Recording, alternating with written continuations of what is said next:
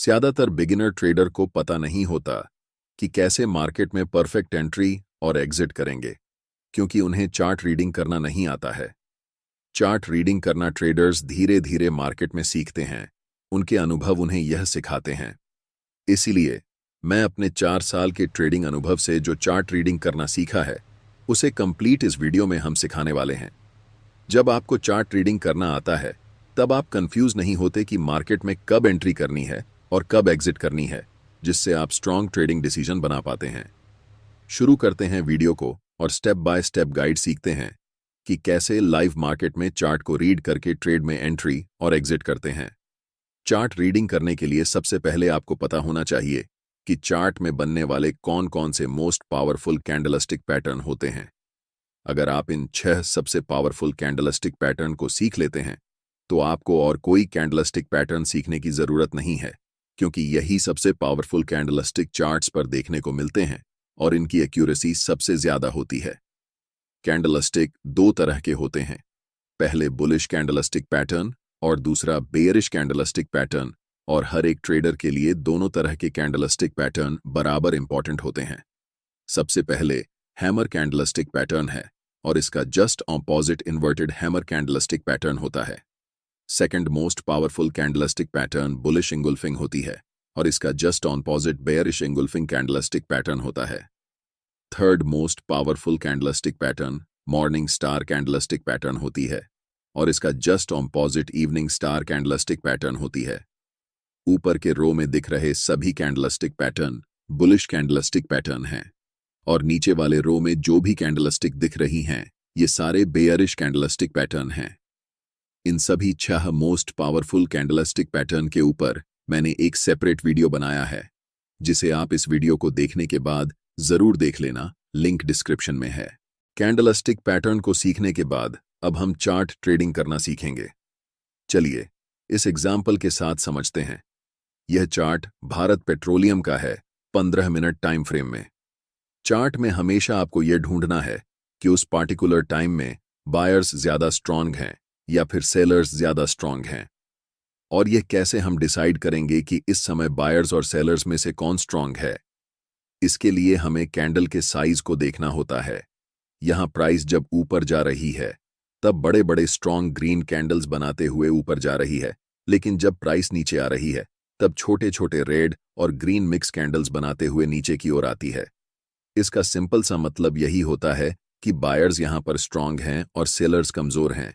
इसीलिए ऐसी सिचुएशन में हमें बाय साइड में पोजीशन प्लान करनी चाहिए। इस छोटे से डाउन ट्रेंड के बाद 3 बड़े बड़े ग्रीन कैंडल्स बनाते हुए प्राइस तेजी से ऊपर जाती है और ये 3 बड़े कैंडल्स हमें बताती हैं कि उस समय मार्केट में बायर्स बहुत ज्यादा मजबूत हैं। अंतिम कैंडल में एक लंबी अपर विक बनती है और वहां से प्राइस धीरे धीरे छोटे छोटे मिक्स कैंडल्स बनाते हुए कभी ग्रीन कभी रेड नीचे की तरफ आती है। यहां ध्यान देने वाली बात यह है कि जब प्राइस ऊपर जा रही थी, तब सिर्फ 3 कैंडल्स में प्राइस ऊपर चली गई, लेकिन जब प्राइस नीचे की तरफ आती है, तब धीरे धीरे स्मॉल कैंडल्स बनाते हुए नीचे आती है, जो हमें बताती है कि सेलर्स इस समय बहुत वीक हैं। ऐसी सिचुएशन में हम बाय पोजीशन के लिए प्लान करते हैं। ट्रेड में एंट्री के लिए हमें इंपॉर्टेंट रेजिस्टेंस लेवल को चार्ट्स पर ड्रॉ करना होगा। जैसे ही प्राइस बड़े ग्रीन कैंडल्स बनाते हुए रेजिस्टेंस लेवल के ऊपर क्लोज करती है, तब हम ट्रेड में एंट्री लेंगे, जिसमें हमारा स्टॉप लॉस ब्रेकआउट कैंडल के लो के नीचे होगा और टारगेट स्विंग हाई या फिर 1:3 रिस्क रिवॉर्ड रख सकते हैं। यहां हम एक डाउन ट्रेंड के उदाहरण पर चर्चा करेंगे। डाउन ट्रेंड में अक्सर जब प्राइस नीचे आती है, तब स्ट्रॉन्ग रेड कैंडल्स बनाते हुए नीचे आती है, लेकिन जब प्राइस रिकवर करती है, तो धीरे धीरे छोटे छोटे कैंडल्स या मिक्स कैंडल्स बनाते हुए ऊपर की तरफ जाती है। इस सेटअप का मतलब यह होता है कि इस समय बायर्स बहुत कमजोर होते हैं और सेलर्स ज्यादा मजबूत होते हैं। इसलिए हमें ऐसी सिचुएशन में सेल साइड पोजीशन प्लान करनी चाहिए। इसी चार्ट में जब प्राइस अगली बार नीचे की तरफ जाती है, तो बड़े बड़े रेड कैंडल्स बनाते हुए नीचे की तरफ जाती है, लेकिन जब प्राइस रिट्रेसमेंट में ऊपर की तरफ आती है, तो छोटी छोटी रेड और ग्रीन मिक्स कैंडल्स बनाते हुए ऊपर जाती है। यह हमें बताता है कि बायर्स इस समय बहुत कमजोर हैं और सेलर्स बहुत ज्यादा स्ट्रांग हैं। इसलिए हम सेल साइड में पोजीशन बनाएंगे। ट्रेड में एंट्री के लिए सबसे पहले हमें इंपॉर्टेंट सपोर्ट लेवल को ड्रॉ करना होगा। जब भी प्राइस इस सपोर्ट लेवल को ब्रेक करके नीचे की तरफ क्लोज होती है, तब हमें सेल साइड में एंट्री बनानी है। हमारा स्टॉप लॉस ब्रेकडाउन कैंडल के जस्ट अबव होगा और टारगेट स्विंग लो या फिर 1:3 रिस्क रिवॉर्ड रेशियो में होगा। तो हमने समझा कि जब प्राइस अप ट्रेंड या फिर डाउन ट्रेंड में रहती है तब हमें कैसे चार्ट को रीड करना है। लेकिन इसके अलावा जब प्राइस साइडवेज रहती है तब हमें क्या करना चाहिए, ये भी जान लेते हैं। साइडवेज मार्केट में हमारे लिए सबसे इंपॉर्टेंट होते हैं सपोर्ट एंड रेजिस्टेंस लेवल, क्योंकि यही ऐसे लेवल होते हैं जिन्हें प्राइस रिस्पेक्ट करती है। लेकिन ज्यादातर traders support and resistance level को गलत तरीके से इस्तेमाल करते हैं। मैं आपको एक एडवांस तरीका बताऊंगा जिससे आप इंट्राडे या ऑप्शंस ट्रेडिंग में सबसे ज्यादा एक्यूरेसी हासिल कर सकते हैं। स्क्रीन पर दिख रहा चार्ट 3 मिनट टाइम फ्रेम का है और यह 5 सितंबर का है। यहां पर प्राइस रेंज बाउंड है, यानी प्राइस एक पार्टिकुलर रेजिस्टेंस लेवल पर जाती है और वहां से लौटकर एक पार्टिकुलर सपोर्ट लेवल पर आती है। इन दोनों रेजिस्टेंस और सपोर्ट लेवल के बीच में प्राइस समय बिता रही है। अब ऐसी सिचुएशन में ट्रेडर्स के मन में कंफ्यूजन होता है कि उन्हें ब्रेकआउट में ट्रेड लेना चाहिए या फिर रेजिस्टेंस से सपोर्ट तक और सपोर्ट से रेजिस्टेंस तक ट्रेड लेना चाहिए।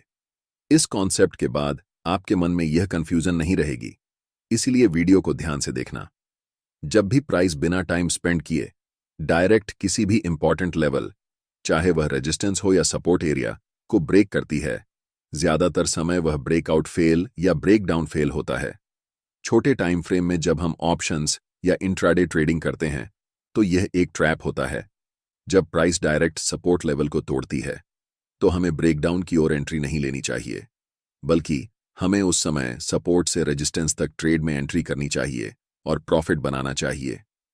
अब आपके मन में सवाल उठ रहा होगा कि प्राइस कब ब्रेकआउट या ब्रेकडाउन करती है। इसे पहचानना बहुत आसान है, ज्यादा मुश्किल नहीं।